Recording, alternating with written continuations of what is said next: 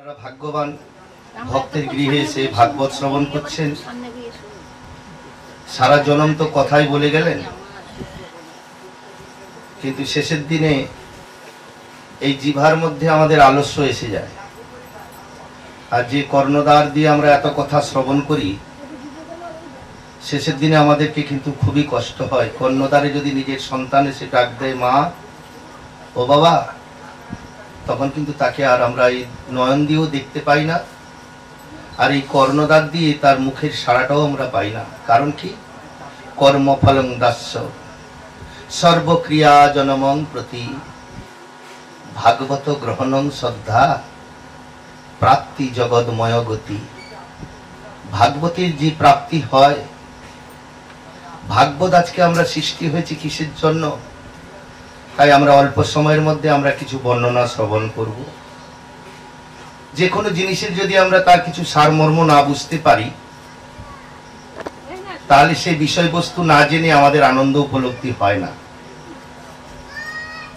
তাই জগতের মধ্যে আমাদের ভাগবতকে শ্রেষ্ঠ করে গেলেন কেন? আর এই ভাগবতের মধ্যে এমন কি আছে যে যার মধ্যে সাধারণ বই পুস্তকের মতন আমরা ব্যবহার করতে পারি না? তাই তদ্রূপ আমি কিছু ভাগবতের সম্বন্ধে কৃষ্ণ ভক্তি প্রদায় নিয়ে আমরা শ্রবণ করব। তাই শ্রী গুরু শ্রীপাদ বৈষ্ণব ভবন করুণা করো অকিঞ্চনে, আমার সাধনা সুকৃতি সঙ্গ তিনি, কলি হতে যে পাপেতে মলিন, নিজ কর্ম ফল ভূমিতে কেবল, সুন্দর সচিনন্দনে শ্রী গুরু শ্রীপাদ বৈষ্ণব ভবন করুণা করো অকিঞ্চনে। দাস বিশ্বরূপ কহে শোনো দয়াময়, ঘুচাও ভ্রান্তি দাও পদাশ্রয়, হরিনাম যজ্ঞে প্রভু যজ্ঞেশ্বর, সুন্দর সচি নন্দনে শ্রী গুরু শ্রীপাদ বৈষ্ণব ভবন করুণা করো অকিঞ্চনে। জয় জয় শ্রী ভগবান ভাগবত প্রেমানন্দে হরি হরি বল। বন্দে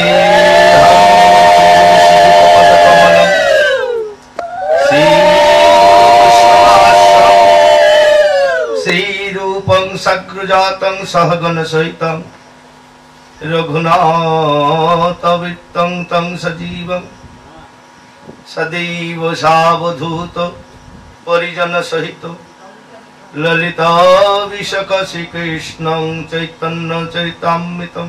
শুধু আমাদেরকে তার চিন্তা ঠিক মতন করতেই হবে। বলছে হরিনাম সত্য আর সব মিছে।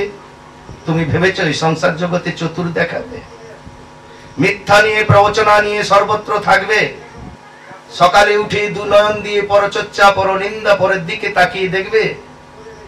তাই বলছে হরিনাম সত্য আর সব মিছে, পলাইবার পথ নাই জম আছে পিছে। তাই কেউ কি বাবা যেতে চায়? কেউ মরতে চায়? মরণের ঘরে গিয়ে যদি মরণ আসে, তাও সে জিভা দিয়ে বলে প্রভু আমাকে আর নিয়ে যেও না, আমার সংসারে অনেক সুখ আছে। তাই আমরা কৃষ্ণ কথা ভাগবত কথা সবাই শ্রবণ করতে পারেন না। তাই গোস্বামী প্রভুপাদ কৃষ্ণদাস কবিরাজ বলে গেছেন ভাগবতং হীরা কি সমান। ভাগবত হীরা কি সমান।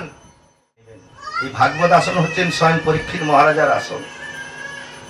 আর যে বক্তা প্রবচন করেন ভাগবত, সে হচ্ছেন শ্রী শ্রী সুখদেব গোস্বামী প্রভুপাদ, যিনি মাতৃগর্ভে 18 বছর বাস করেছিলেন।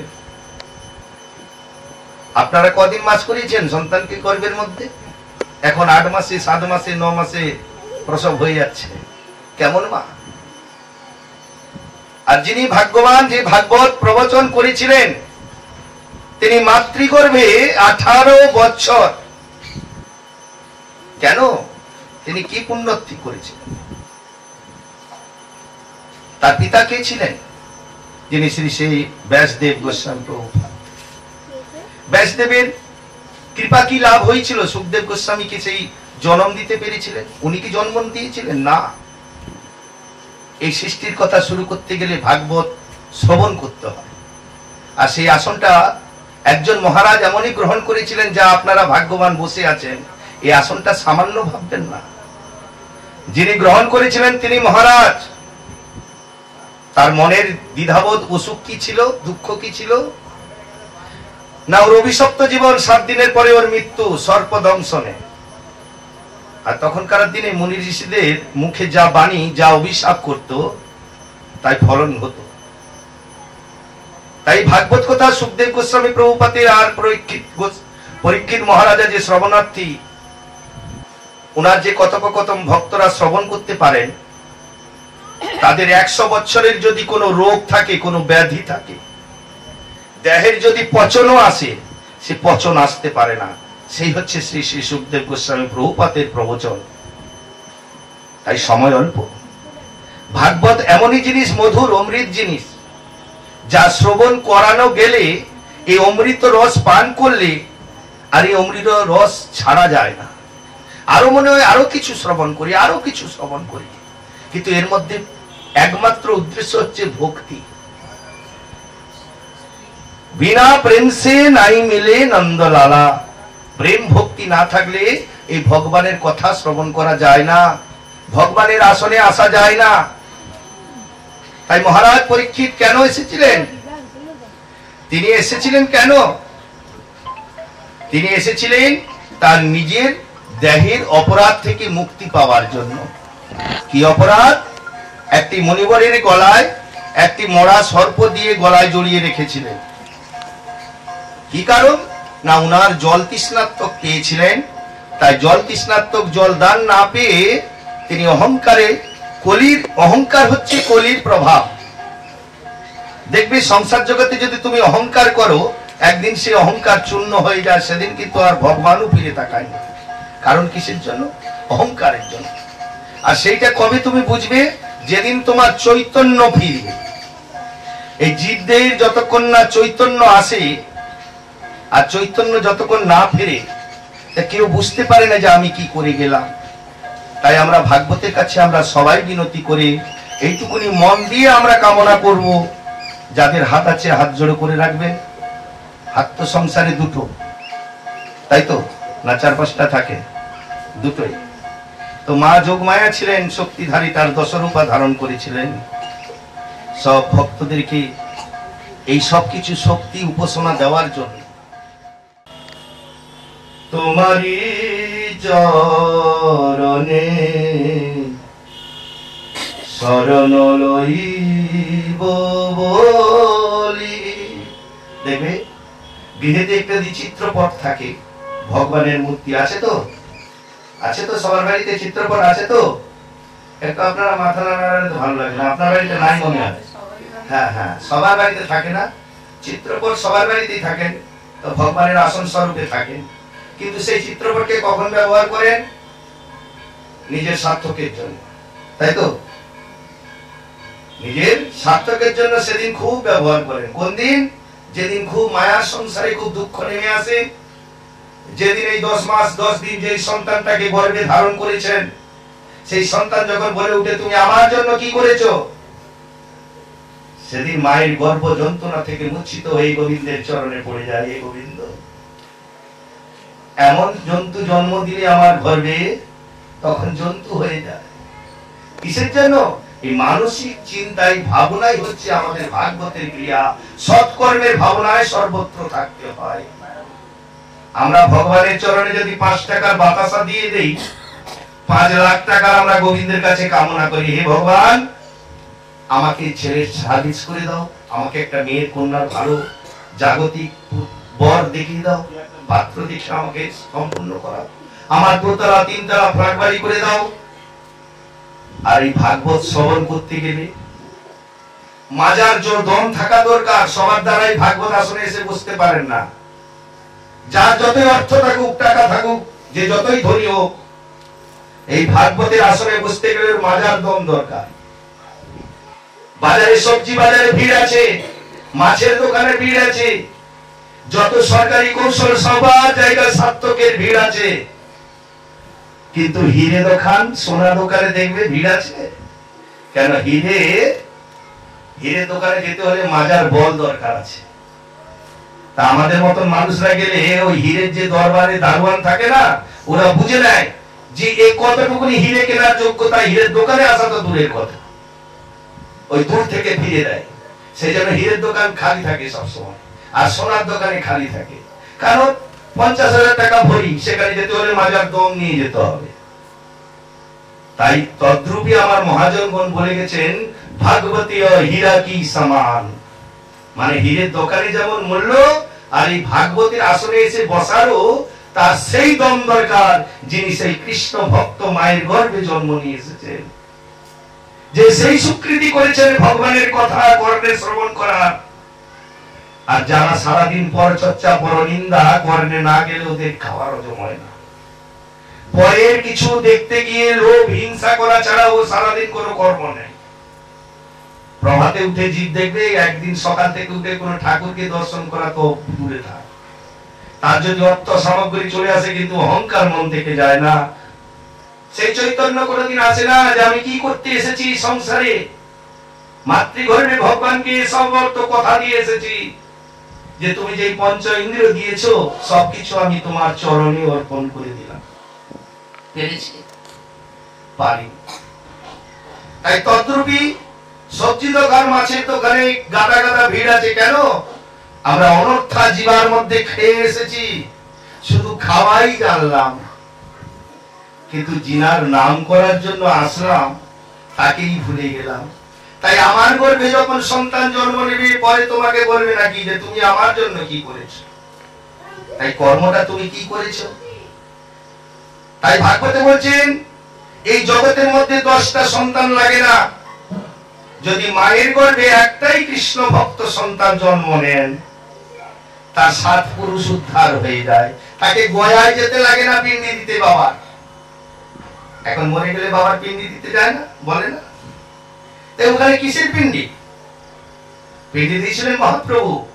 মহাপ্রভু যখন পিতা জগন্নাথ মিশ্র দেহ রাখলেন, সচিমাতা করে জোরে বলছে, হে নিমাই, তুমি গয়ায় গিয়ে তোমার পিতৃশ্রাদ্ধটা পূর্ণ করে আসো। মহাপ্রভু বলেন, নবৈত মাতাম কৃষ্ণ ভক্তম ক্রিয়াম। বলছে নবৈত মাতা, বলছে যে মাতার গর্ভে কৃষ্ণ ভক্ত জন্ম নেয় তাকে আর গয়ায় যেতে লাগে মা? কাকে বলছেন মহাপ্রভু? সচিমাতাকে বলছেন, তার মাকে বলছেন। তার মা বলছে, নিমাই তুমি যদি জগৎকে না কিছু এই দিশা দেখিয়ে দিয়ে যাও, তাহলে জগৎ উদ্ধার হবে কি করে? নিমা বললেন, বেশ মা, আপনি যখন আদেশ করলেন আপনার আদেশ আমি অমান্য করব না।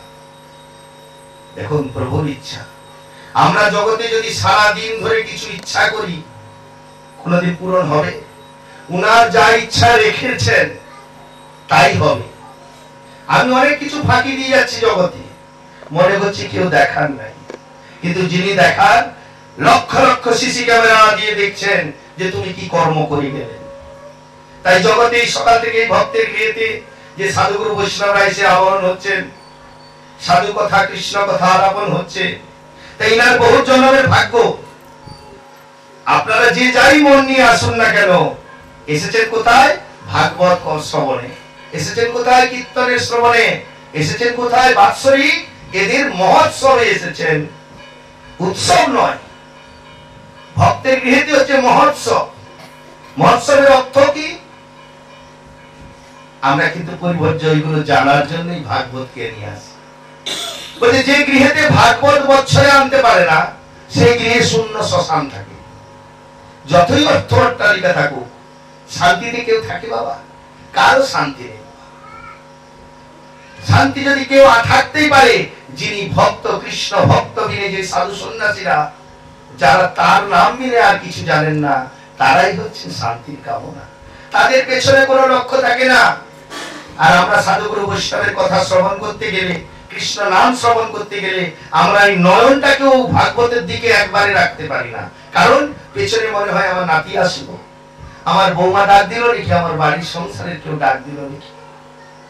তাই যে ভক্তের গৃহে আজকে যে এত সুন্দর আয়োজন, ভক্ত ভাগ্যবান, সবাই আশীর্বাদ করুন তার জন্য ওই কৃষ্ণ ভক্তির মতিগতি থাকে। কর্ম যথা জন্ম যার যেখানে হতে পারে, কিন্তু কর্ম যে যেমন করে কর্মের ফল তাকে সে তেমন ভোগ করতে হয়। কুরুক্ষেত্রের নাম শুনেছেন দ্রোণাচার্য। কুরুক্ষেত্রে দ্রোণাচার্য ছিলেন অস্ত্রগুরু, তাই তো? তাই তার জন্মলীলা যদি শ্রবণ করেন আপনাদের ঘৃণা এসে যাবে যে উনি অস্ত্রগুরু জগতে, যিনি জগৎ পিতা আমার ভগবান কৃষ্ণের সামনে দেখা করেছেন।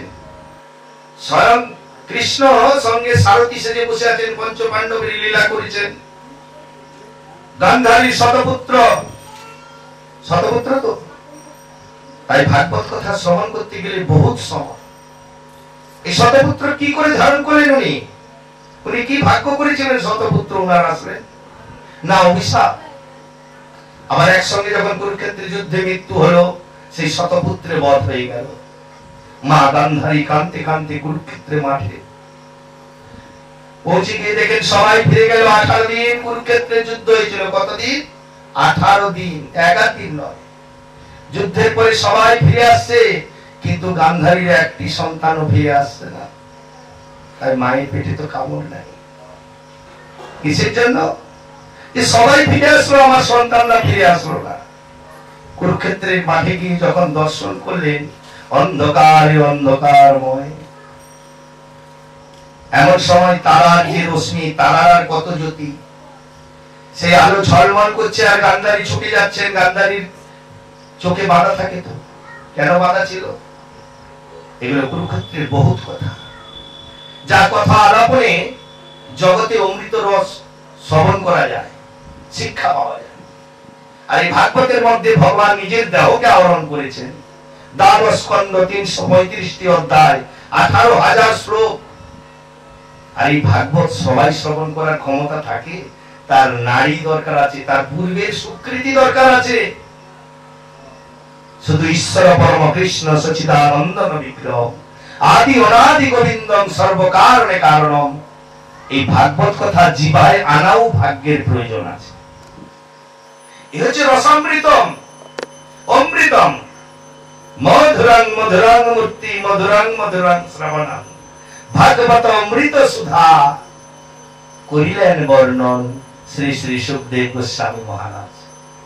যার নাম এই জিহ্বাতে যদি আমরা প্রতিদিন শ্রী শ্রী সুখদেব গোস্বামী প্রভুপাদ বলে নাম করতে পারি, আমাদের যদি অকাল মৃত্যু থাকে, অকাল মৃত্যু আসবে না। আমরা শুধু ডাক্তারের কাছে গিয়ে ওষুধ খেতে জানি। আজকে যদি হার্ট ব্লক হয়ে যায় কারো, কোথা থেকে অর্থ আসবে কোনো খোঁজ করবে না।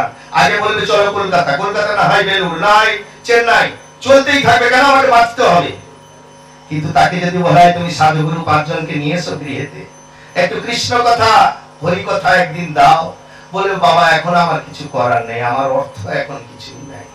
তাই এই বিষয়ের মনোক্তি হচ্ছে অনর্থের মূল। এই জন্য তো দুর্দশা কলিযুগে হয়ে গেছে 100 বছর আয়ু। সত্যতে তার আপন কলি, 4 যুগের মধ্যে কম আয়ু হচ্ছে কলিকালে। সত্য যুগের আয়ু কত ছিল? তখন ধ্যান জ্ঞান সাধন ভজন করতেন যোগী ঋষিরা, 1 লক্ষ বছর আয়ু ছিল। সত্য যুগের এখনো তার প্রমাণ আছে। সত্য যুগের এখনো সেই মানুষ আছে, সেই ভগবান আছেন যাকে দর্শন করলে আমাদের পাপ মুক্তি হয়। কিন্তু তাকে আমাদের জানতে হবে। সে জানতে গেলে সদ্গুরুর চরণ আশ্রিত করতে, গুরু ধরলে হবে না। নরোত্তম দাস ঠাকুর বলে গেছেন, লক্ষ লক্ষ গুরু মেলে শিষ্য নাই এক মেলে, এই কি বিধির বিচার। গুরু লক্ষ লক্ষ হতে পারে, শিষ্য একজনও পাওয়া যাবে না। কারণ গুরুত্ব নাম করার কি আছে। যখন নরোত্তম দাস ঠাকুর বৃন্দাবনে প্রবেশ করলেন গুরু নেওয়ার জন্য, শ্রীজীব গোস্বামী প্রভুপাদ বলেছিলেন তুমি লোকনাথ গোস্বামী প্রভুর কাছে যান। আর লোকনাথ গোস্বামী প্রভুপাদ বলেছিলেন, দেখো নরোত্তম, আমি এখনো শিষ্য করব না, করিনি, কোনদিন করব না, আমি ঋণী হব না। তাই এই ভাবনা চিন্তা থেকে নরোত্তম দাস ঠাকুর বলছেন, আমি আপনার কাছে দীক্ষিত হব, আপনি যতই না বলেন না কেন। কেন না? সৎ মানুষ তো সৎ জায়গায় যায়।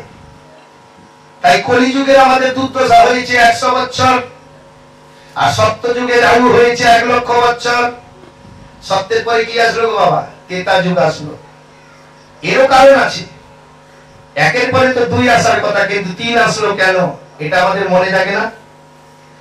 আমরা যে শ্রীরাম নবদ্বীপ, বহু ভাগ্যের ফলে আমরা এই ধামে বাস করি না? বলছে নবদ্বীপ হেন গ্রাম ত্রিভুবনে নাই, ত্রিভুবন স্বর্গমত্ত পাতাল, যাহা অবতীর্ণ করলেন আমার চৈতন্য কৃষ্ণ চৈতন্য গোসাই। কি ভাগ্যবান আমরা! এই পশ্চিম বাংলায়, ভারতবর্ষের মধ্যে আমাদের পশ্চিম বাংলায় দেখুন কত ভাগ্যবান আমরা। স্বয়ং প্রভুপাদ জয়দেব গোস্বামীর, জয়দেবের লীলা শুনেছেন তো? গেছেন কোনদিন বোলপুরে, বীরভূমে? দেখুন আমাদের বিনয় বাদল, দীনেশ, বিদ্যাসাগর, কত কিছু আমাদের শহীদের জন্ম। স্বয়ং ভগবান বৃন্দাবন থেকে এসে শ্রীরাম নবদ্বীপে জন্ম অবতারিত হলেন। কত ভাগ্যবান! তা আমরা কোনদিন মনে করতে পারি না যে মহাপ্রভু শিবাসাঙ্গিনায় কেন নাম প্রচার করতেন? শিবাস পণ্ডিত এমন কি ভাগ্য করেছিলেন আমার প্রভুর মুখ দিয়ে নাম শ্রবণ করবেন? শিবাস পণ্ডিত এমন কি ভাগ্যবান ছিলেন?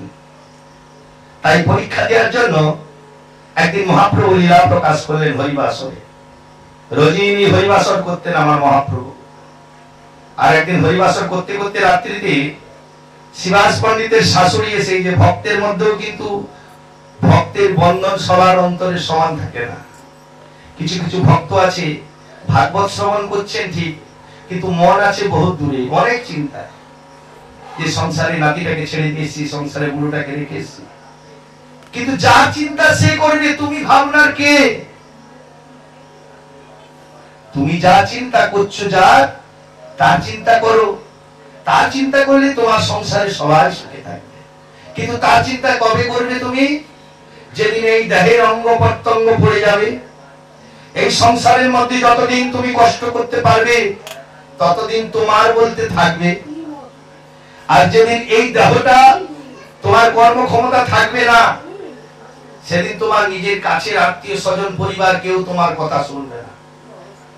আর এই জগতের মধ্যে যতই দুঃখ হোক, আত্মীয় স্বজন পরিবার পাড়াপড়শি যাকে দুঃখের কথা বলবে, সে দুঃখের সঙ্গে কিন্তু ওরা তোমার সঙ্গে চলবে না। কিন্তু একজনই শুধু তোমার দুঃখ নিতে পারে, সেই শ্রীমদ্ ভাগবত, সেই সাধুগুরু বৈষ্ণবের নাম, সেই হরিনাম, সেই ভগবানের। যদি ভগবানের কাছে গিয়ে তুমি বলতে পারো, এই আমাদের ভাগ্য।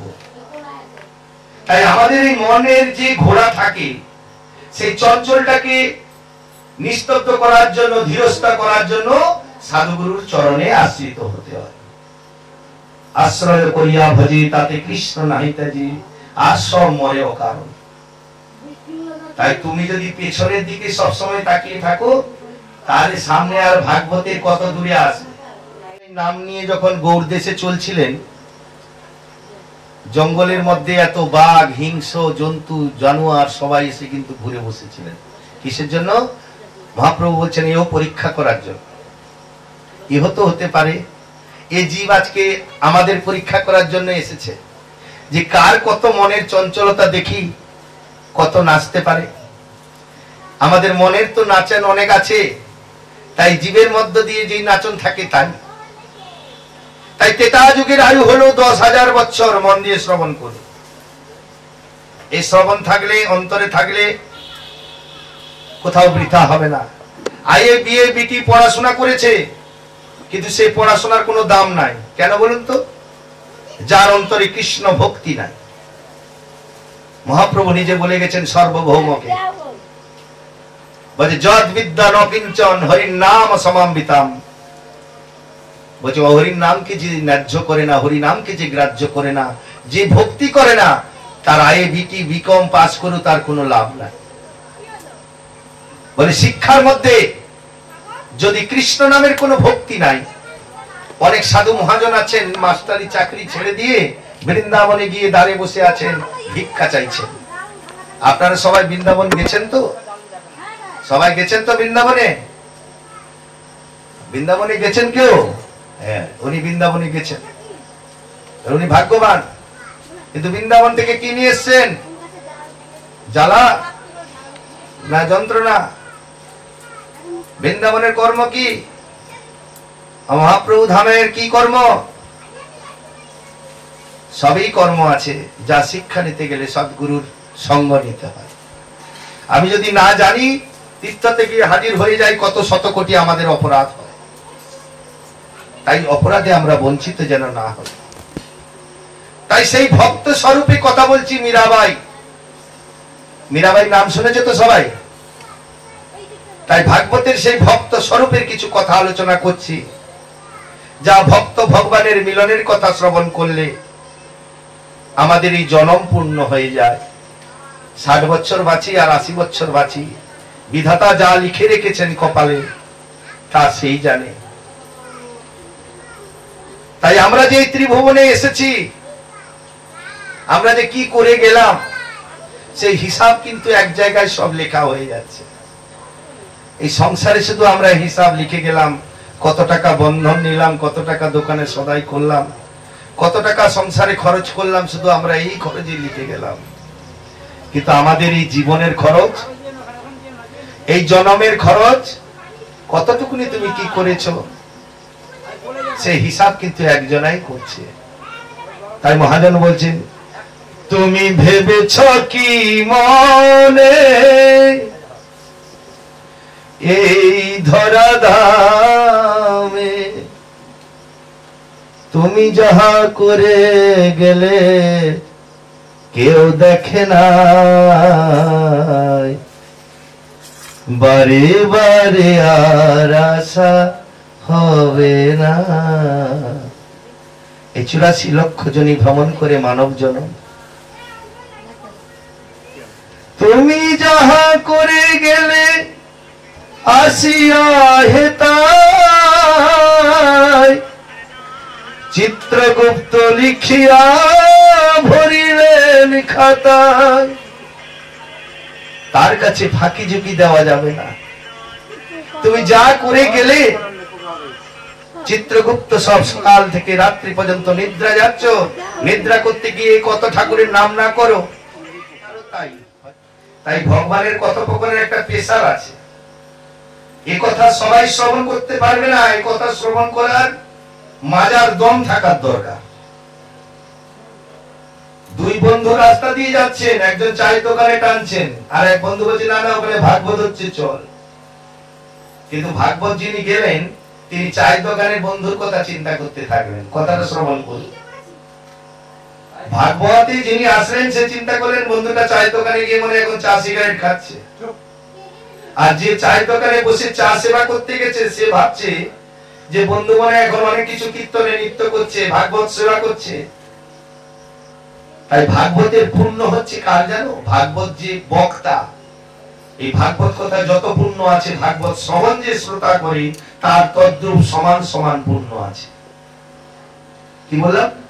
ভাগবত কোথায় যা ভাগবত যে নিজে পড়েন তার যত পূর্ণ হয়, যে মনোযোগ দিয়ে এক মনে একনিষ্ঠ ভাবে শ্রবণ করেন তার তদ্রূপই পূর্ণ হয়। পাপের ভাগ কেউ নেবে না, পুণ্যের ভাগ কিন্তু সবাই নিতে পারে। আর পুণ্যটা তো সোজা জিনিস নয়, যা দস্যু রত্নাকরও করতে পারেননি। সবাই শ্রবণ করেছেন যিনি রামায়ণে বাল্মীকি স্বরূপে জন্ম নিয়েছে। এগুলো জেনেও আমরা কেন অবুঝ হই? যিনি দস্যু ভিত্তি করতে করতে ভগবান ও স্বর্গ থেকে মর্তধামে এসে বলছে তুমি যে এত পাপ কর্ম করছো, পাপের ভাগ কে নেবে? দস্যু রত্নাকর বললো কেন? আমার স্ত্রী নেবে, এত এত গয়না গাঠি সব দিয়েছি, মা বাবাকে খাওয়াচ্ছি, আমার পরিবারের সবাই আমার পাপের ভাগ নিতে পারে। বলছে তুমি ভুল বলছো, তুমি মূর্খ।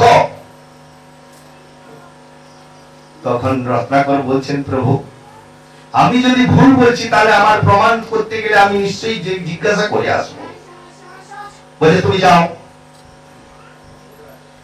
বলছে তুমি যাও জিজ্ঞাসা করে আসো। কে বলছেন? ভগবান নিজে ব্রাহ্মণ রূপ এসেছেন নিচে। দস্যু রত্নাকরের এত অত্যাচার আর ভগবান সহ্য করতে পারলেন।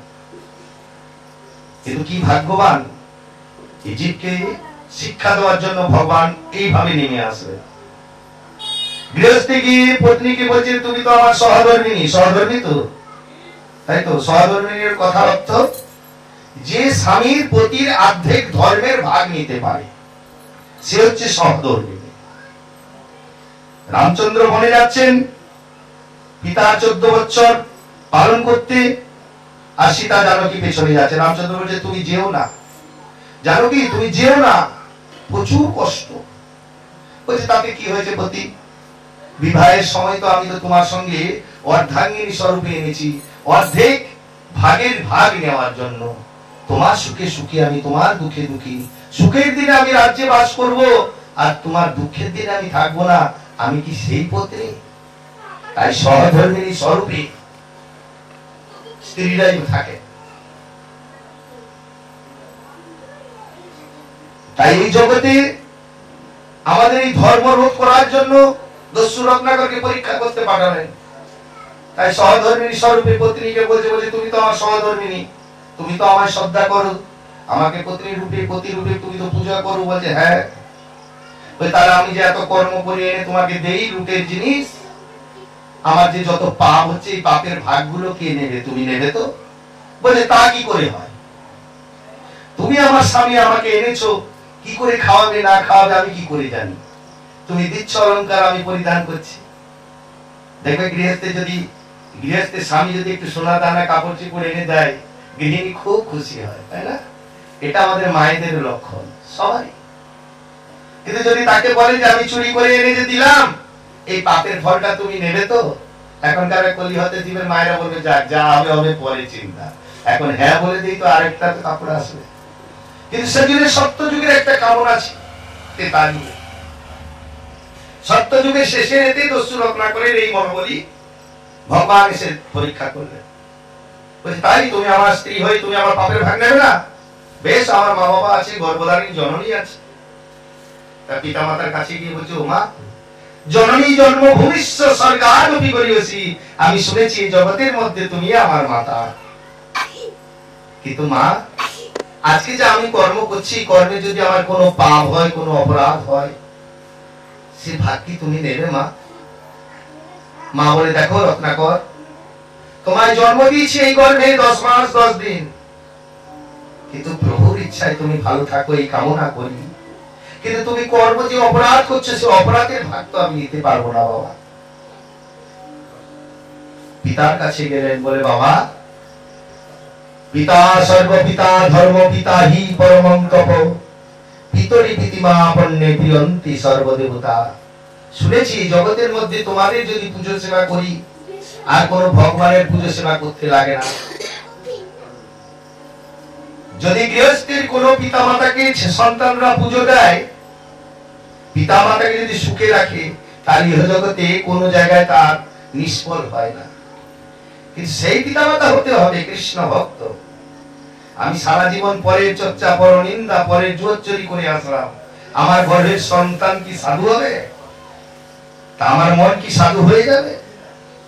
তাই সেই ভক্তির অর্জন করে সেই গর্ভে ধারণ করতে হবে। তাই পিতা বলল, এই রত্নাকর, আমি কিন্তু তোকে জন্ম দিয়েছি, কি বীজ রোপণ করেছি জানি না, কিন্তু মাটিটা ভালো। মায়ের মাটিটা সর্বত্র ভালো রাখতে হয়, কৃষ্ণ মন্ত্রে উর্বর রাখতে হয়, কারণ সেই সন্তানগুলো সেই সুনামি হয়, সেই দক্ষতা হয়। তাই সেই যাই মাটি যদি হয়, মাটির যদি সার না থাকে, সেই বীজ কি আর ভালো হবে? সেই বীজও সেরকম হবে।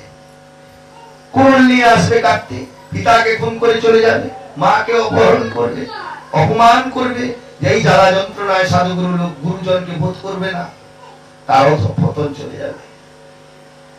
তাই অকাল অভয়ং কৌল নাশতম, বলছে কলি যুগের এইভাবে নাশ হয়ে গেল কিসের জন্য? নাই অধর্মের জন্য। এত মহাপ্রভু ধর্ম জিনিস নিয়ে এসেছেন, এত সুন্দর নাম, যে নাম ভগবান দাঁড়িয়ে দাঁড়িয়ে গিয়ে এসে পৌঁছে দিয়েছেন। সত্যতেতা দাপরের মতন যোগী ঋষিদের মতন ধ্যান যোগ করতে হয়নি, মাটির মধ্যে মাথা ঢুকিয়ে পা উপর করে 24 ঘন্টা 1 মাস 2 মাস এইভাবে ভজন আমাদের করতে হয়। তাহলে সেইভাবে ভগবানের সঙ্গে যুদ্ধ করতে পারতেন। আমাদের কলিযুগে একজন ভগবানের সঙ্গে কেউ যুদ্ধ করতে পেরেছে? শুধু অন্যায় ভাবে করেছিলেন জগাই মাধাই, তার পাপের প্রায়শ্চিত্ত ভোগ করতে হয়েছে। তাই আমাদের দেহ কর্মের ফলের জন্য দশরথকে বললেন পিতা যে দেখো, আমি তো বাবা, এখন বয়স হয়েছে, তোমার সন্তান হয়ে গেছি, তুমি কি করে খাওয়াবে তা তো আমি জানি না, কিন্তু তুমি যা কিছু করো না কেন তোমার অপরাধের ভাগ আমরা নিতে পারবো না। তখন দশরথনগরের চৈতন্য আসলো। আমাদের দেহেরও চৈতন্য আসে কখন? যখন খুব দুঃখে পড়ে যাই, কঠোর যন্ত্রণার মধ্যে পড়ে যাই, তখন ভগবানের চরণ ধরে একদম বিগ্রহ থাকুক আর চিত্রপট থাকুক, আবার কোন সময় সার্থকের মতন সেই ভগবানের চিত্রপটটাকে তুলে গঙ্গায় বিসর্জন দিয়ে দিই, তাই না? যদি একটা যুবক সন্তান এখন মৃত্যু হয়ে যায়, তখন আমরা কিন্তু সে গোপালকে আর পূজন করবো? তখন গোপালকে বলবো তোকে এতদিন পুজো করে এসেছি, আমার এটা তুই করলি, তোকে আর রাখবো না, চল গঙ্গায় বিসর্জন দিয়ে দিই। আমরা হচ্ছে জীবের সার্থক জীব আমরা, সেই জন্য আমাদের দুর্দশার সীমা থাকে। তাই কলিযুগ তিমিরে জরা শোন জর জর ধর্ম কর্ম গেল রসাতলে। তাই জগতের সাধু শিক্ষা সৎ শিক্ষা কজন গ্রহণ করবে? কেন? আমার মায়ের বাবারই তার একটা ধর্মের সেই গর্ব নেই। দশরথ ছুটে গেলেন, ছুটে গিয়ে সেই ব্রাহ্মণের দুইজনের চরণ চেপে ধরলেন। হে প্রভু, আপনারা কে?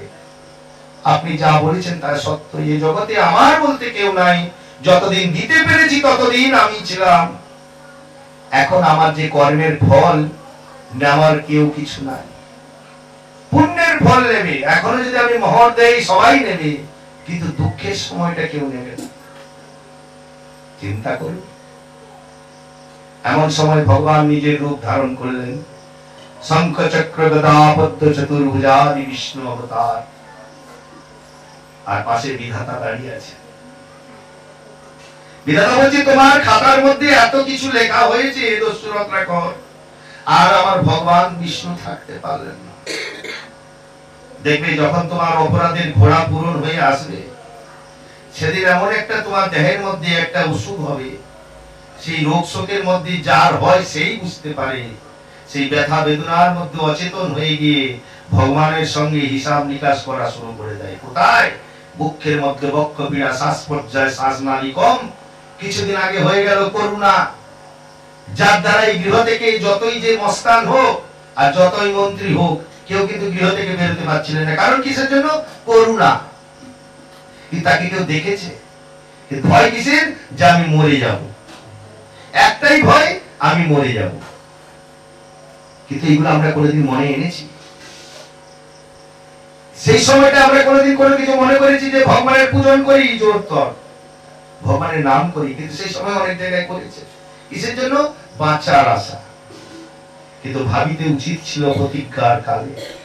আমরা শিশু থেকে ভগবান কৃষ্ণ মন্ত্র কাউকে দেই না, কারণ লজ্জাবশত হোক, নিজের একটা আত্মগর্ব হোক, যে বয়স হোক, বয়সকালে কি আর কৃষ্ণ ভজন হয়? যে সময় দেহের মধ্যে সবকিছু নিরস হয়ে গেছে, সেই নিরসের সময় আর কৃষ্ণের কোন প্রেম আছে? ভগবান হচ্ছেন চির নবীন, চিরকুশল। বৃন্দাবনে যে গেছেন, বৃন্দাবনে এখনো গেলে দর্শন পাবেন। বৃন্দাবনে যদি 5টি মন নিয়ে যেতে পারেন, তার বৃন্দাবনের আশা সম্পূর্ণ পূরণ হয়। বৃন্দাবনে গেলে হবে না, এই দেহের বৃন্দাবনের মন করতে হবে, তাহলে সেই বৃন্দাবনে তুমি প্রবেশ করতে পারবে। বৃন্দাবনে দর্শন করলে কিন্তু কিছু পাওয়ার আশায় তো যেতে হয়। এই যে নবদ্বীপ হেনগ্রাম ত্রিভুবনে না, তাই নবদ্বীপে যে কত কিছু আছে সবাই কি কেউ জানে? আমরা যাই, অপরাধ হলে, কোনো অসুচি হলে সুরধনী গঙ্গাতে গিয়ে ডুব দিয়ে চলে আসি। গঙ্গার মধ্যে থুতু ফেলে দিচ্ছি, শ্যাম্পু দিয়ে মাথায় মাখছি, তেল দিয়ে হাতে পায়ে জুটিয়ে নিচ্ছি, কত কিছু করে নিচ্ছি আমরা। কিন্তু ভাবতে পেরেছি কি ভাগ্যের পরে এই সুরধনী গঙ্গা আমাদের এখান থেকে গেছে? এই সুরধনী গঙ্গাটা কে? এত জায়গা থাকতে থাকতে এই নবদ্বীপের উপর দিয়ে গেলেন কেন? মনে প্রশ্ন আসে না? সেই গঙ্গাতে গিয়ে আমরা নোংরা কাপড় চিপড় নিয়ে ধৌত করি। এমনকি কিছু কিছু আমাদের ভক্তরা আছেন প্রস্রাব করে ফেলেন। তাই এটা কি ঠিক? এটা কি ধর্ম?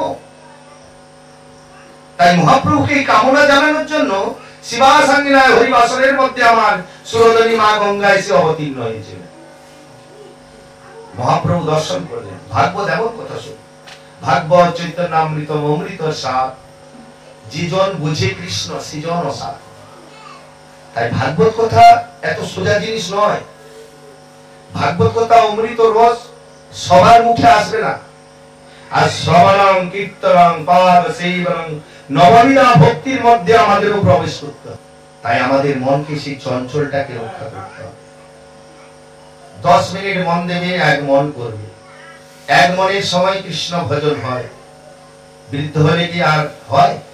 তাই জনমের আমরা চিন্তা করি কি কোন দিনে, সেই দিনে।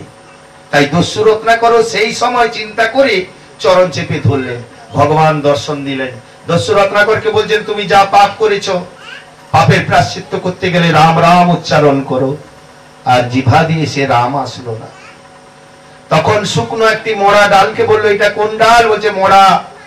বলছে এই মোড়া থেকে যেদিন রাম তোমার উচ্চারণ হবে, সেদিন তোমার এই অপরাধ থেকে তুমি মুক্তি পাবে। রত্নাকর বললেন, বেশ চলো স্নান করতে। স্নান করতে গেলেন, সাগরের জলও সরে চলে গেল, এমন পাপ। তাই আমাদেরও সেই দুর্দশা হয়, যেদিন এই দেহের মধ্যে অপরাধ পরিপূর্ণ হয়ে যায়। মৃত্যুর সময় হাঁ কেড়ে থাকি যে ছেলে জল দেবে, মেয়ে জল দেবে, পাড়া প্রতিবাসী জল দেবে। সে জল পাওয়ার সবার ভাগ্যে আশায় হয় না।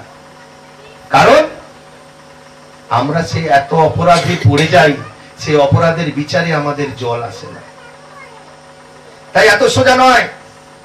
এই জন্মে যা কিছু করে গেলাম, মরার পরে কিন্তু তার হিসাব সবকিছু দিতে লাগে। এখন আমরা বলি যা হবে হবে, রক্ততে যে আমরা চলে যাচ্ছি। কিন্তু যেদিন সেই দশায় চলে আসে, তখনই সে ঠেলায় নাম বাবাজি। তখন ভগবানকে ডাকলে ভগবান কি শুনবে? কিন্তু ভগবান শোনেন। কেন? ভগবান বলছেন, যত্র জীবং তত্র মহামম। বলছে চোরও আমাকে প্রণাম করে যায়, নষ্টাও আমায় প্রণাম করে যায়, সংসারিক গৃহিণী আমাকে প্রণাম করে যায়, একটা দোকানদারও প্রণাম করে যায়, একজন ভগবানের পূজারীও আমায় প্রণাম করে যায়। কিন্তু যার যার কর্ম তার আমি সেইভাবে বিচার করে থাকি, সবার কাছে থাকি। তাই নারদ দেব বললেন, প্রভু আপনি কোন জায়গায় বসত করেন? আপনি তো ধনী লোকের ভগবান।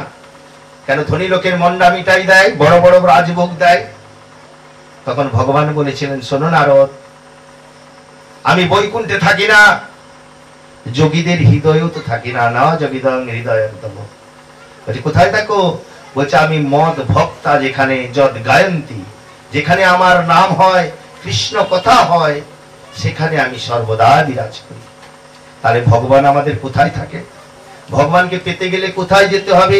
যেখানে সাধু কথা, সাধু সঙ্গ, সেখানেই যেতে হবে। তাই সাধু সঙ্গ সর্বশাস্ত্রে কয়, সাধু সঙ্গ লবা মাত্রই কৃষ্ণ প্রাপ্তি হয়।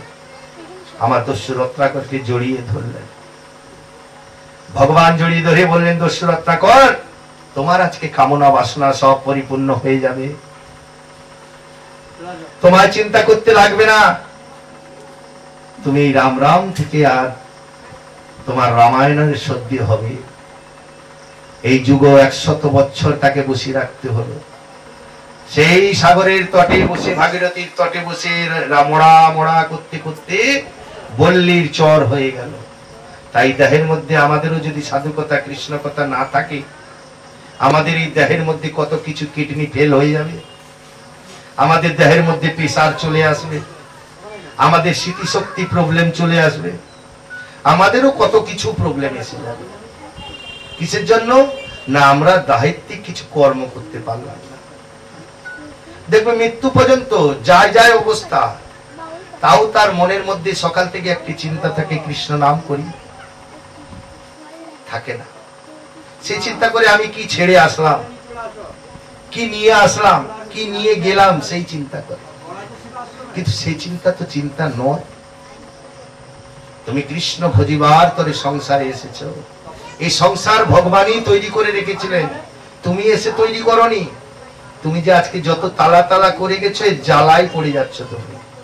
কিন্তু ভেবেছো যে একবার সদ্গুরুর চরণে আশ্রিত নিয়ে সেই সাধু কথা, কৃষ্ণ কথা শ্রবণে সর্বদাই মত্ত থাকি? ভেবেছো যে এই কর্ণদ্বারটাকে সকাল থেকে সেই কৃষ্ণ নামে আলাপন করি। এই জিভা দিয়েছে, জিভার মধ্যে আড়ষ্ট ভাগার জন্য একটু কৃষ্ণ নাম করি। আমাদের লজ্জা, ঘৃণা, ভয়, বলছি লজ্জা, ঘৃণা, ভয়, তাতে কৃষ্ণ প্রাপ্তি হয়। তাই সাধু সঙ্গ সর্বশাস্ত্রে কয়, সাধু সঙ্গ লওয়া মাত্রই কৃষ্ণ প্রাপ্তি হলেও হতে পারে। তাই আমি ভাগবতে এসেছি বলে যে আমার কৃষ্ণ প্রাপ্তি হয়ে যাবে, ভগবানের কথা শ্রবণ করছি বলে যে হয়ে যাবে তা নয়। লক্ষ লক্ষ জনম তপস্যা করলেও তারপরে তোমার যদি সুকৃতি কোনো একটু সংকুচ যদি জন্ম নেয়, অপরাধের ভান্ডার সম্পূর্ণ পরিপূর্ণ হয়ে যায়। এই দেহের মধ্যে জীবাত্মার পরমাত্মা সম্পূর্ণ থাকে। এই মীরাবাই জগৎকে শিক্ষা দেওয়ার জন্য গিরিধারীকে নিজের স্বামী বলে পূজিত করেছিল। কিসের জন্য? না, নিজের স্বামী বলতে তার মা যখন শিশুবেলায় তাকে বিবাহ ছলে, খেলার ছলে বিবাহ করিয়ে দিয়েছিলেন, আর মীরাবাই মাকে বলেছিলেন যে মা, এই আমার স্বামী রূপে থাকলো। বলে, ও তো পাথর, তোকে তো খেলার ছলে দিয়েছিলাম, কিন্তু এখন রাজা এসেছেন, মেবারের এক রাজা বিক্রম সেন, তা বিক্রমাদিত্যের সঙ্গে তোর বিবাহ দেব। বলছে না মা, বলে আমার কথা তোকে শুনতে হবে। জোরে জোরে বিবাহ দিলেন, কিন্তু গিরিধারীকেও ছাড়লেন না। এই সংসারের মধ্যে আমাদের যদি কোনো কষ্ট যন্ত্রণা আসে, ভগবানকে বললাম না যে ভগবানকে আমরা স্বার্থকে দেখি, যত স্বার্থকের জন্য আমরা ভগবানকে পুজো করি, এটা নিজেরাও মন থেকে দেখবেন। আমাদের যদি কোনো হরিবাসর হয়, সংকীর্তন হয়, কোথাও উৎসব মহোৎসব হয়, শুধু আমরা গিয়ে মন চঞ্চল থাকে কখন খালি প্রসাদটা পাবো। প্রসাদটা পেলে আমি মনে মনে করছি, প্রসাদটা পেলে আর এখানে বসবো না, বাড়ি গিয়ে ছেলেটাকে ঘুমিয়ে দিয়ে আমিও শুয়ে পড়ব। কিসের আশা? আমরা কিসের জন্য এসেছি সেটা আমরা চিন্তা করি না। শুধু খেয়ে গেলাম, শুয়ে গেলাম, অর্থ ইনকাম করে গেলাম। অর্থ কিসের? সঙ্গে কিছু নিয়ে যাবে সবাই ভাবি, কিন্তু চলতে তোমাকে চলতে হবে। তুমি চলবার কে? তুমি তার ভাবনা করো, সে তোমায় চালিয়ে দেবে। তুমি যখন দুঃখের কষ্টে আসো, এক পার করানোর মালিক থাকেন উনি। দেখবে যখন তুমি খুব কষ্ট পাচ্ছ, তখন ভগবানকে ঠিক ডাকার মতন একটি যদি তুলসী পত্র জল দিয়ে তাকে বলো ভগবান, সে যে কোনো প্রকারে তোমাকে কৃপা করে। তাই মীরাবাইয়ের বিবাহ হয়ে গেল সংসারে যন্ত্রণা। কি যন্ত্রণা? গুরুদেব এসে বললেন না, এই স্ত্রী তো ঠিক নয়। গুরুদেব শক্তি মায়ের উপাসনা করেন, কালী পূজন করেন, আর এই গিরিধারী পুজো করেন। একে মাংস খাওয়াও, মৎস্য খাওয়াও। আর মীরাবাই বলছেন না, আমি খাবো না। তাকে অনেক কিছু কষ্ট দিয়েছেন, বিষ পান করিয়েছেন, অনেক কিছু যন্ত্রণা দিয়েছেন। দেখেছেন, মাথায় তিলক করেছেন, ভক্তিতে বসেছেন আসনে, মন কত চঞ্চল। এই হচ্ছে আমাদের বৃন্দাবন, গুপ্ত বৃন্দাবন, যেখানে মহাপ্রভু আগমন আর দুর্দশার নাইস কমল। কেন না? আমরা এখন ভাবি কলিযুগে মালা তিলক করলাম বলে ভগবান সাধু রূপে আমাদেরকে সবাই পুজো করবে, কিন্তু আমার ভেতর যদি না কিছু থাকলো, ভেতরে যদি ময়লা থাকলো, আমি আরেকজনকে শিক্ষা দেব কি করে? আমি এখন বেশের মধ্যে থেকে ভাগবতের আসনে, কীর্তনের আসনে বসে যদি আমি অনর্থা বাক্য করি, সেখানে আরেকজন পাশের লোক যদি সেই বাক্যটা শুনে, সে জানে যে আমাকে নরকে চলে যেতে হচ্ছে। কেন? তোমার জন্য আমার অসুবিধা হচ্ছে। তুমি মনোযোগ দিয়ে শুনছো ভগবানের কথা, কিন্তু সে অন্যমনস্ক হয়ে এসে একটা কথা বলছে, তোমার কানে লাগলো, কিন্তু তাতে অপরাধ। মুনি যে সুখসারী, সেও বসেছিলেন এই অমৃত রস পান করার জন্য। এই অমৃত রসকে আস্বাদন করেছিলেন যিনি এই ভক্তের গৃহেতে আমার দেবাদিদেব মহাদেব আছেন। এই যজ্ঞেশ্বর তিনি অমৃত বাণী শ্রবণ করেছিলেন। কাকে? আমার দুর্গা দেবী, যাকে দুর্গা বলেন, যাকে অন্নপূর্ণা বলেন, যাকে পার্বতী বলেন, তাকে শ্রবণ করাচ্ছিলেন। আর শ্রবণ করাতে করাতে আমার পার্বতীও ঘুমিয়ে পড়ছিলেন, কিন্তু পূর্ণ হলো না অমৃত কথা শ্রবণ করা। আর সেইটুকুনি একটুখানি শ্রবণ করেছিল কি? একটি সুখসারী পাখি, সে ডিমের মধ্যে থেকে বেরিয়েছে, বেরিয়ে সেই ঠোঁটটা বের করে সে শ্রবণ করছে।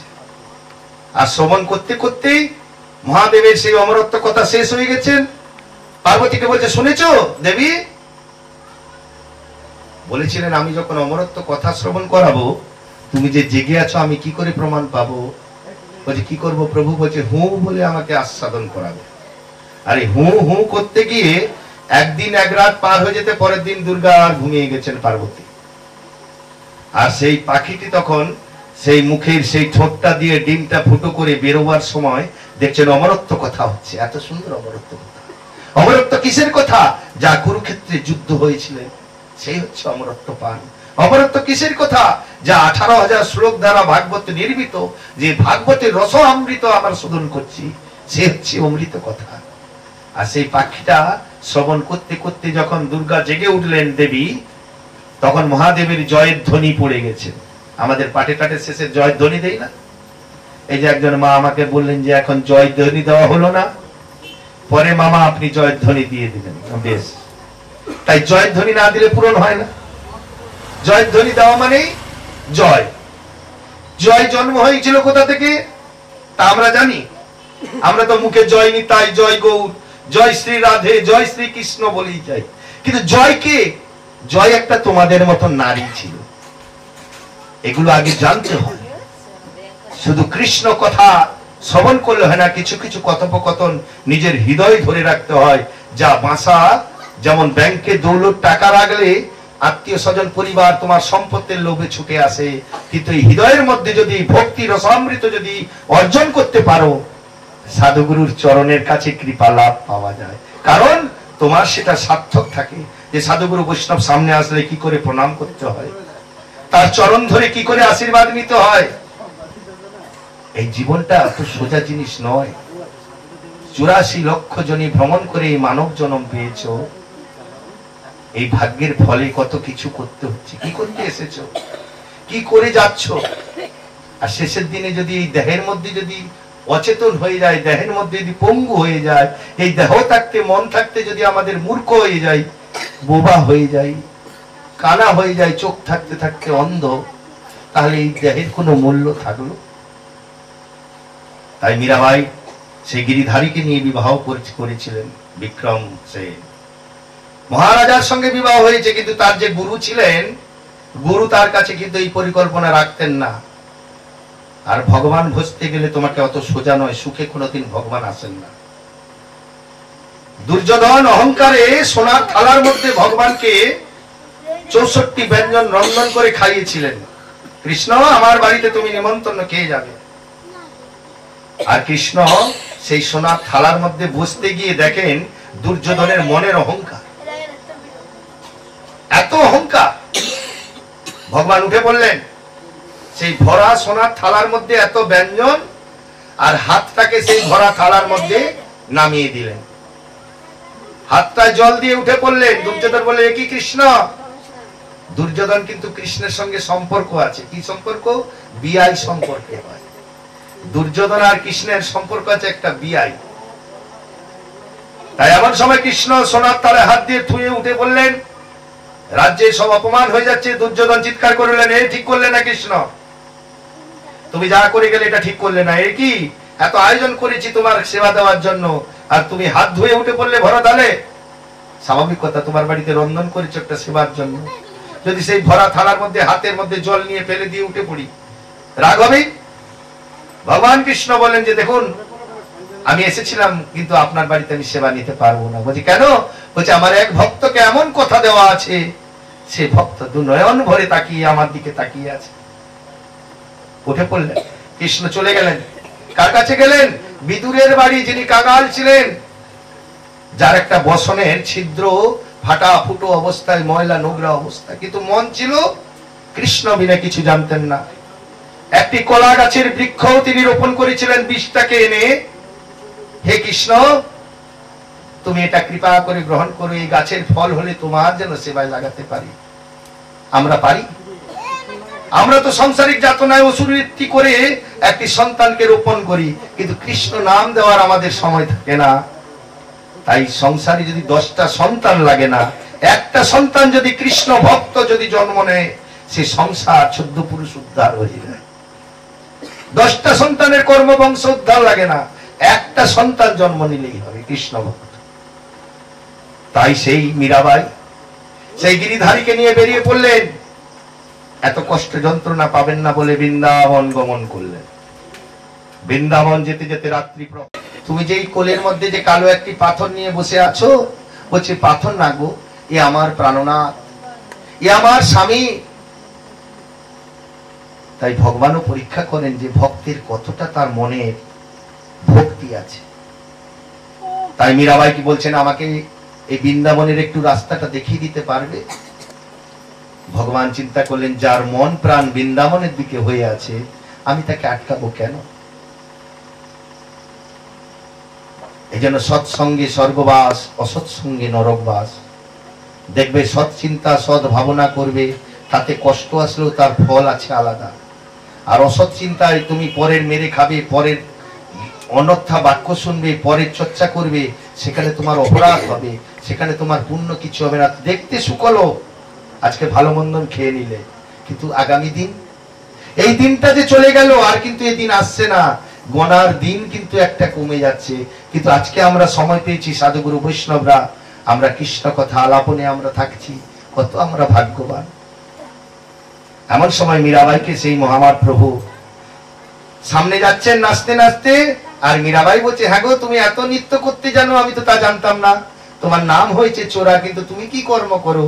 বলছে, শোনো মীরাবাই, বলে তুমি তো নতুন এসেছো আমার এখানে, এরিয়ার মধ্যে আমি সবাইকে লক্ষ্য নজরে রাখি, এমনকি কাউকে না খেয়ে থাকলেও আমি ওকে খাবার দেই।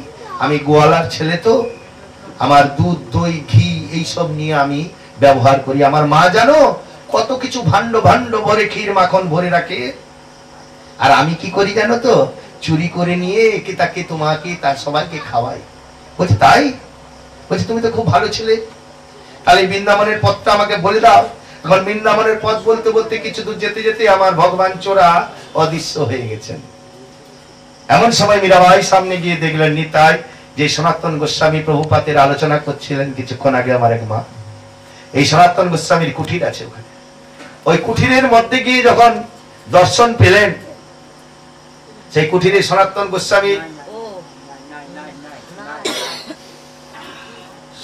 গোস্বামী প্রভুপাতের সবকিছু নিলেন, আর সেই নামটা নিয়ে সনাতন গোস্বামী প্রভুপাত ভেতরে বসে আছেন।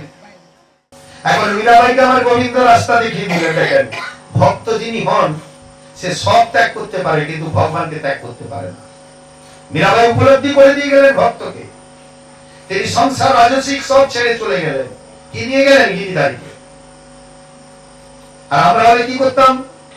এই ভাগ্যে বিভীষণকে একদিন রাবণ পেছনে এক লাথি মারলেন, বিভীষণ মুখ থুবড়ে পড়ে গেলেন। বিভীষণকে চেনো তো তোমরা? চেনো? চেনো না? আরে হ্যাঁ কি না বলতে পারো না? বিভীষণকে চেনো তো? হ্যাঁ, সেগুলো বাড়িতে বাড়িতে আছে, তুমি চেনো। রামচন্দ্র, রাবণের ভাই হচ্ছে বিভীষণ। এখন বিভীষণের সঙ্গে কথা বলতে বলতে রাবণ পেছনে এক লাথি মারলেন, আর বিভীষণ পড়ে গেল। ধুলোয় গড়াগড়ি করলেন, আর উঠে পড়ে ধুলোটা ছাড়লেন। বিভীষণ ঝেড়ে পথ দিয়ে চলে যাচ্ছে, বলছে বেশ, দাদা লাথি মেরেছে, আমার কাজের কাজ করেছে। এখন রাস্তায় যেতে যেতে পথে বলছে, এ বিভীষণ, তোর এত শক্তি, তোর কাছে কি অস্ত্র ছিল না? তোর দাদা লাথি মেরে দিল আর তুই ঘুরে কিছু করতে পারলি না? বিভীষণ বলছে, যাক, এই জগৎ সংসারের মধ্যে দাদা তো লাথি মেরে দিয়েছে, আমি কৃষ্ণের চরণ পাবো, তো আমার তো এইটাই আশা। কিন্তু দাদা পাচ্ছে না। দাদা লাঠিটা মেরেছে বলে সে যদি ঘুরে আজকে প্রতিবাদ করতো, ও দাদা আমারও তো মায়ের ভাগ আছে এখানে, আমার তো বাবার সম্পত্তি, তোমার ভাই আমি অর্ধেক অর্ধেক ভাগ নেবো, তাই হতো না? দরকার তো কেস করে দিত, হতো না? কিন্তু সেই বিভীষণ যে ভগবানের চরণে যাবে বলে কাঙাল হয়ে যেতে হয়। ভগবানের চরণে কিছু নিয়ে যেতে লাগে না গো মা, শুধু এই মনটা, শুধু এক মন, ভক্তির প্রেমটাই হচ্ছে সবকিছু। ভক্তের আশ্রয়, ভগবান অর্থ ভালোবাসা, ভগবান অর্থের মধ্যে থাকেন না, কিন্তু ভক্তির মধ্যে সর্বদা থাকে। তদ্রূপ মীরাবাইও সেইভাবে সবকিছু ছেড়ে দিয়ে তিনি চলছেন কৃষ্ণের পেছনে। ভগবান তাকে রাস্তা দেখিয়ে দিলেন। সনাতন গোস্বামী প্রভুপাদের কুটিরের সামনে গিয়ে সনাতন গোস্বামীর এক শিষ্য বসে আছেন, বলে প্রভুর সঙ্গে আমি দর্শন করব। সনাতন গোস্বামী প্রভুপাদ ভেতর থেকে বললেন আমি কোন নারীর মুখ দর্শন করি না, একটি পত্রে লিখে দিলেন। আর মীরাবাই কি করলেন, যেই পত্রটা পড়ে দেখলেন যে আমি কোন নারীর মুখ দর্শন করি না, মীরাবাই ও লিখে দিলেন। কি লিখলেন, বলছে জগতের সর্বশ্রেষ্ঠ গোবিন্দ বিনে সব হয় নারী। বলছে জগতের গোবিন্দ ছাড়া আর সবাই নারী। এই যে দেখছো না তোমরা নারী, আমরা নারী, আমরা কিন্তু কেউ পুরুষ নয়। তাহলে আমিও গোবিন্দ বিনে কোন পুরুষের মুখ আমি দর্শন করি না।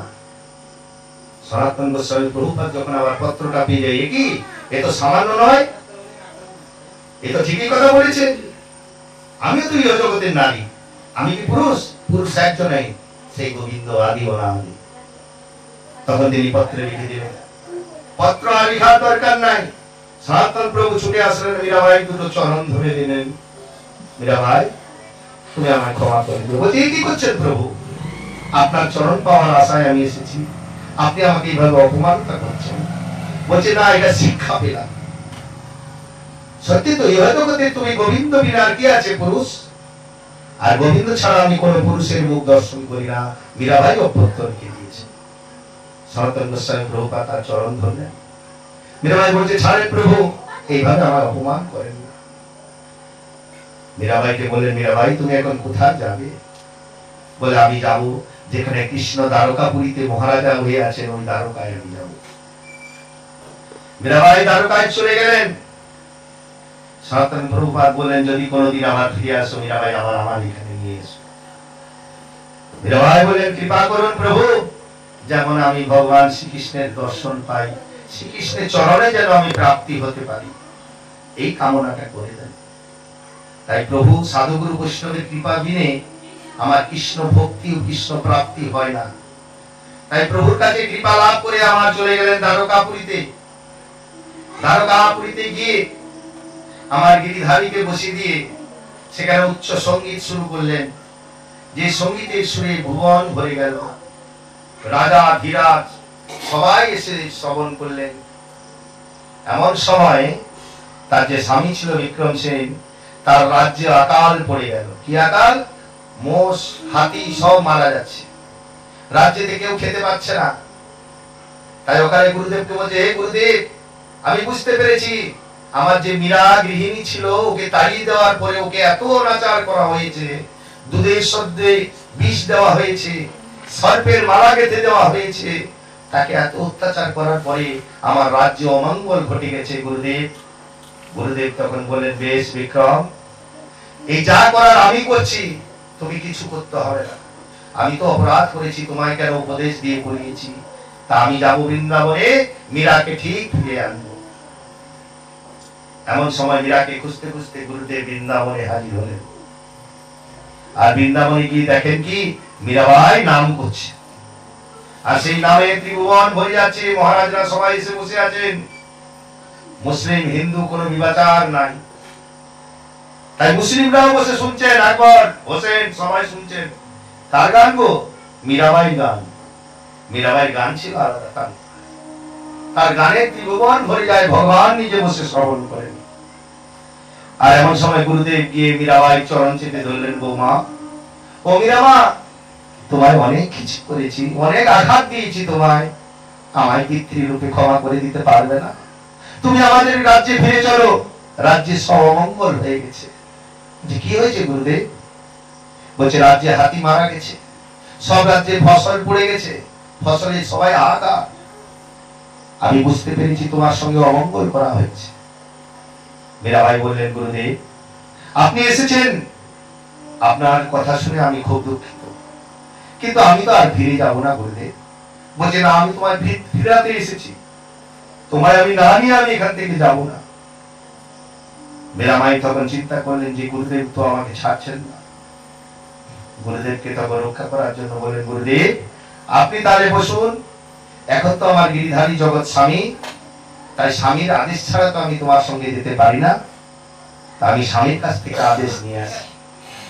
এমন সময় মন্দিরের ভেতরে গিরিধারীকে আদেশ নিতে গেলেন, আর এমন সময় মন্দির বন্ধ হয়ে গেল, যে দরজা আটকে গেল। ভক্ত ঢুকে পড়লেন ভগবানের কাছে, আর ভগবানের কাছে গিয়ে ভগবান ভক্ত তার নাম করছেন। এই দিন কেটে যাচ্ছে, সময় দেখতে দেখতে 1 ঘন্টা চলে গেল। গুরুদেব ব্যস্ত হয়ে গেলেন, এত ভক্ত বাইরে বসে আছে তার জন্য, তার গান শোনার জন্য, আর সে এতক্ষণ ধরে মন্দিরের ভেতরে ঢুকে পড়লো, দরজা বন্ধ হয়ে গেল। একই ব্যাপার, এই সবাই তোমরা কে আছো, শক্তি করে তোমরা এই দরজাকে ভেঙে ফেলো। এখন মন্দিরের দরজার মধ্যে সবাই ধাক্কা দেওয়া শুরু করলেন। সবাই ধাক্কা দিতে গিয়ে আমার গিরিধারীর দরজা তখন খুলে গেলেন। সব ভক্তরা তাকিয়ে আছেন, কিন্তু নয়ন যার যেটা আছে সে তো সেই দর্শন পাবেন। যেই দরজাটা খুলে গেলেন, এমন গুরুদেব দাঁড়িয়ে আছেন, আর গুরুদেব দেখলেন যে মীরাবাই তো এখানে কেউ কিছু নাই, শুধু আমার গিরিধারী দাঁড়িয়ে আছে।